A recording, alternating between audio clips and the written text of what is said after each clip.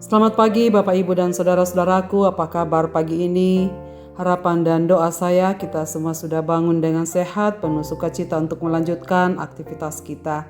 Mari saudara sekalian kita merendahkan diri di hadapan Tuhan untuk menerima sabdanya. Semoga menjadi pandu kita untuk menjalani hari ini. Dan pagi ini kita sudah berada pada pembacaan Ayub pasal 26. Saya akan bacakan ayat 1 sampai ayat yang ke-14 demikian. Lalu Ayub menjawab, alangkah baiknya bantuanmu kepada yang tidak berdaya, dan pertolonganmu kepada yang lengan yang tidak kuat. Alangkah baiknya nasihatmu kepada orang yang tidak mempunyai hikmat, dan pengertian kau ajarkan dengan limpahnya. Atas anjuran siapakah engkau mengucapkan perkataan itu, dan gagasan siapakah yang kau nyatakan? Arwah-arwah dibawa menggeletar, demikian juga air dan penghuninya. Dunia orang mati terbuka di hadapan Allah, tempat kebinasaan pun tidak ada tutupnya. Allah membentangkan langit utara di atas kekosongan dan menggantungkan bumi pada kehampaan. Ia membungkus air dalam awannya, namun awan itu tidak robek di bawah beratnya. Ia menyelubungi tahtanya, melingkupinya dengan awannya. Ia menarik garis pada permukaan air, menjadi batas antara terang dan gelap. Tiang-tiang langit bergoyang, tercengang oleh hardiknya. Ia telah meneduhkan laut dengan kuasanya dan meremukkan Rahab dengan kebijaksanaannya. Oleh napasnya langit menjadi cerah, tangannya menusuk ular yang gesit. Sesungguhnya semua itu hanya ujung-ujung jalannya. Betapa lembutnya bisikan yang kita dengar darinya. Siapa dapat memahami guntur kuasanya? Saudara-saudara yang dikasihi Tuhan, pada tahun 2013 Nick Ripken menerbitkan sebuah buku yang sangat berpengaruh yang mencatat perjalanan 15 tahun yang telah ia lalui. Ia mempelajari pengalaman orang Kristen yang dianiaya di tempat-tempat yang paling bermusuhan secara spiritual di bumi. Judul buku tersebut adalah The Insanity of God. Dalam bukunya menceritakan beberapa contoh penderitaan umat Tuhan yang paling menyakitkan. Tempat-tempat di mana orang Kristen sering berseru dengan penuh kesedihan. Ya Tuhan, kukira Engkau mengasihi kami. Bagaimana mungkin Engkau membiarkan ini terjadi pada kami? Orang Kristen diserang, dipukuli, ditangkap, difitnah dan martir. Perjalanan hidup Ripken sendiri termasuk kematian tragis putranya yang berusia 16 tahun karena asma yang disebabkan oleh reaksi alergi. Kejadian itu pun terjadi pada Minggu Paskah dan orang-orang bertanya bagaimana mungkin Tuhan yang penuh kasih membiarkan hal itu terjadi pada keluarga Anda pada hari Minggu Paskah. Kemudian ia menceritakan dalam buku itu di Somalia, salah satu tempat tersulit bagi umat Kristen di dunia, di mana umat Kristen secara sistematis ditembak mati oleh para panglima perang Muslim dan kelompok-kelompok pemuda yang mengacungkan senjata AK-47 dan membunuh orang secara acak. Di Rusia, Afghanistan, Tiongkok, dan tempat-tempat lain di mana umat Kristen menderita di seluruh dunia. Dan pertanyaan itu muncul berulang kali, bagaimana mungkin Tuhan yang begitu kuat, bijaksana dan penuh kasih membiarkan kesedihan seperti ini terjadi dalam kehidupan orang-orang yang Dia kasihi. Semuanya tampak begitu gila. Itu adalah kata yang kadang-kadang muncul. Saudara sekalian pendengar renungan pagi, Ayub dalam penderitaan totalnya menjawab tuduhan Bildad dalam pasal ini. Ayub mengungkapkan pandangannya tentang Allah. Pada bagian pertama, Ayub mengecam pemikiran Bildad yang tidak memiliki pemahaman yang benar tentang kemahabesaran Allah.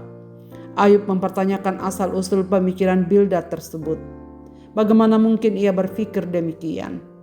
Pada bagian kedua tampak bahwa melalui perenungannya tentang kuasa Allah atas semua ciptaan, Ayub mencoba menjernihkan pemikiran Bildad tentang bagaimana Allah sebenarnya. Pemikiran Ayub tentang Allah terwujud dari hubungan persekutuan Ayub yang erat dengan Allah. Tanpa hal itu manusia bisa terjebak pada pengungkapan yang keliru tentang Allah.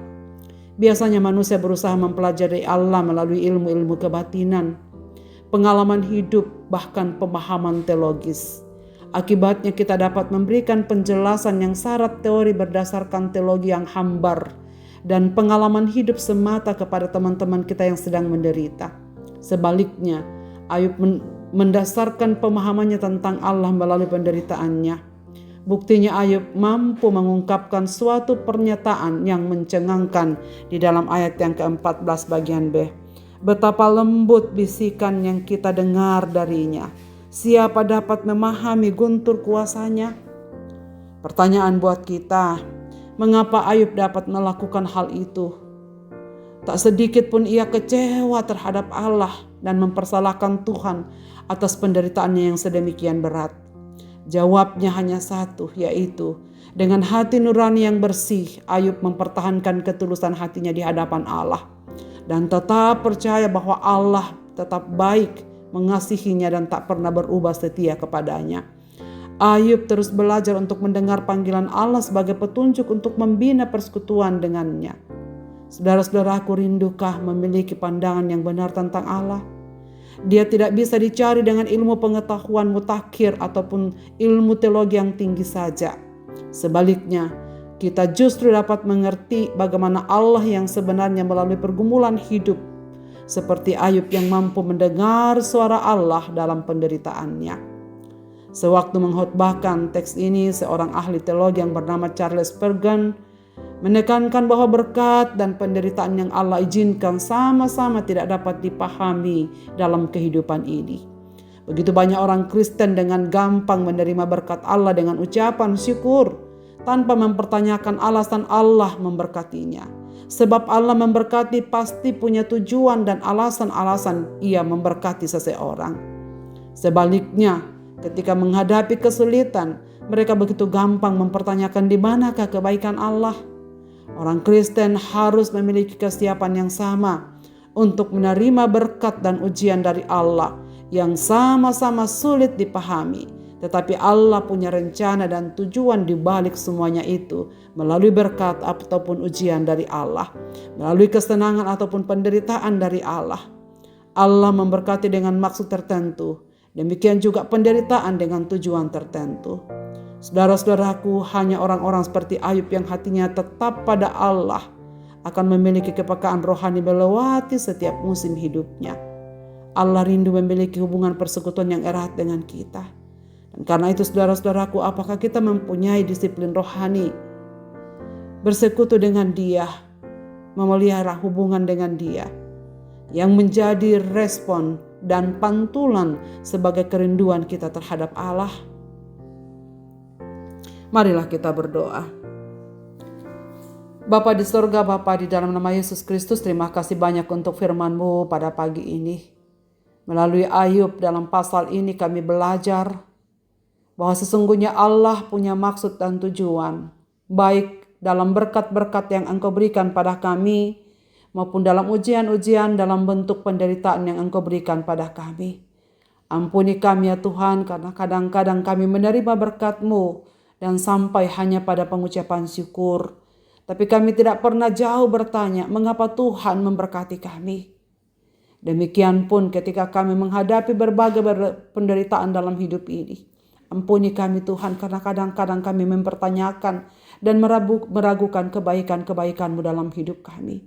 Tolonglah ya Bapa, kuatkan kami seperti Ayub untuk selalu tulus hati di hadapan-Mu dalam segala musim hidup kami, bahwa Engkau tetap baik dan Engkau melakukan sesungguhnya yang baik bagi kami anak-anak-Mu, dan Engkau tidak pernah meninggalkan hidup kami. Terima kasih Bapa, karena kami menjadi milik kepunyaan-Mu yang selalu ada di dalam pantauan kasih-Mu. Dan karena itu pagi ini kami serahkan diri dalam tangan-Mu ya Bapa, sertai kami. Biarlah sepanjang hari ini kami mengalami berkat-berkat-Mu yang baru. Hamba-Mu berdoa untuk setiap umat-umat-Mu yang sedang mengalami berbagai-bagai ujian hidup, penderitaan dan kesusahan. Tuhan, hiburkan mereka dan kuatkan mereka. Ajarlah mereka untuk tetap memandang kepada-Mu dengan hati tulus, bahwa Engkau baik. Engkau bekerja dalam segala sesuatu untuk mendatangkan kebaikan bagi kami umat-umat-Mu. Ke dalam tangan kasih-Mu Bapa, kami serahkan hidup kami dalam aktivitas kami di hari ini. Dalam Kristus Tuhan kami berdoa. Amin. Selamat beraktivitas Bapak Ibu dan saudara-saudaraku. Tuhan Yesus memberkati kita sekalian.